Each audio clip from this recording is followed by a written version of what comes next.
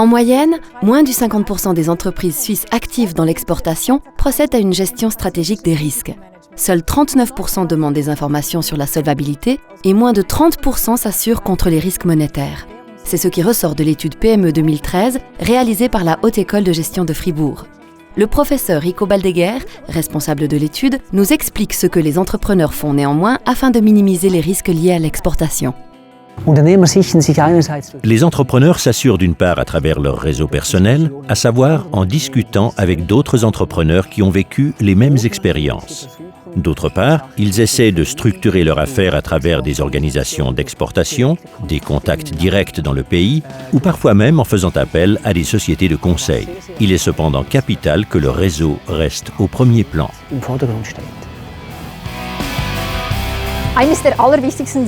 À côté de la sécurité, un des risques principaux concerne la concurrence. Il faut alors faire preuve d'innovation et entretenir de bonnes relations avec ses partenaires. Il faut également reconnaître les bons moments, lorsque de nouvelles opportunités s'offrent à PB Swiss Tools et savoir en profiter. Nous minimisons les risques principalement en ayant des relations privilégiées avec nos partenaires. Donc plus le partenaire est confiant et proche de la société et de la marque, plus les relations seront conviviales et on pourra travailler sur du long terme.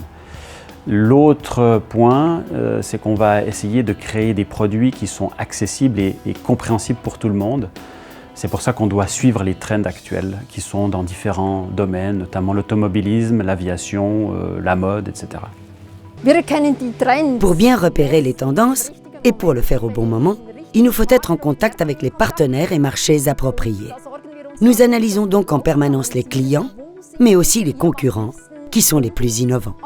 Nous devons toujours échanger avec eux, que ce soit personnellement par le biais de nos collaborateurs, mais aussi sur place, afin de connaître également les préférences locales des clients. Si l'on considère l'innovation et la gestion des risques comme un ensemble, il est évident qu'un comportement innovateur donne toujours un avantage, car vous avez une longueur d'avance sur la concurrence internationale. Nos produits sont imités depuis plusieurs décennies. En matière d'innovation, nous donnons le ton. Et il est clair que nous sommes dans la ligne de mire de tous nos concurrents qui savent très vite quels nouveaux développements nous introduisons sur le marché. Il est important pour nous de contrôler nos partenaires, nos clients directs et nos propres collaborateurs, et de vérifier qu'ils ne transmettent pas d'informations strictement confidentielles. J'ai une anecdote notamment là-dessus, c'est qu'il y a peut-être 3 ans, 4 ans de cela, nous avons découvert qu'un Australien avait produit des flip-flop Movement avec exactement le même logo, la même écriture. Donc on s'est quand même posé la question, on a fait appel à notre cabinet d'avocats qui s'occupe que de ça.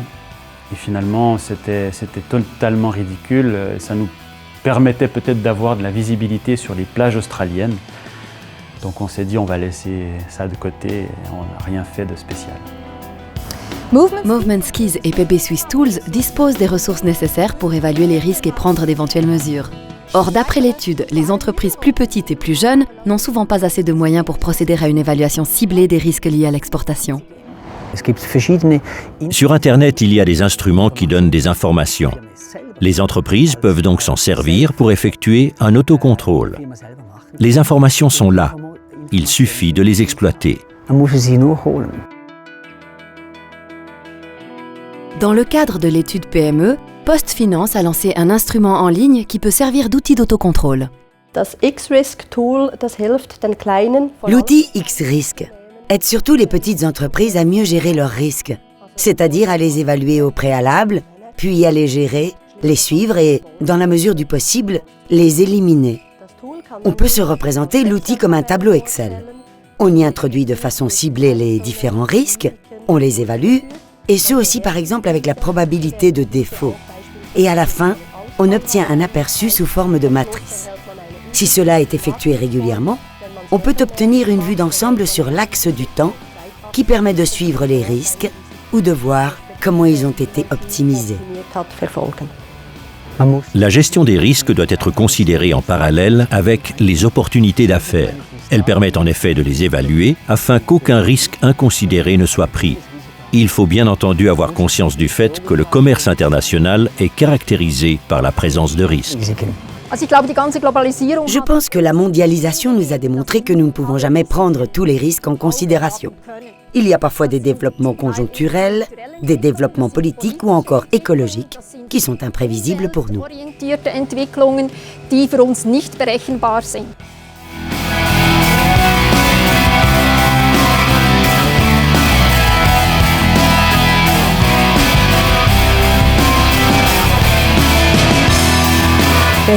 Si vous cherchez des informations plus précises, l'étude PME peut être téléchargée sur commerceextérieur.postfinance.ch. Vous trouverez également sur le site l'outil d'évaluation de PostFinance. Et si cela vous intéresse, suivez notre prochain podcast. Nous parlerons avec les directeurs de BikeTech et Creaholic des thèmes de l'innovation et de l'internationalisation.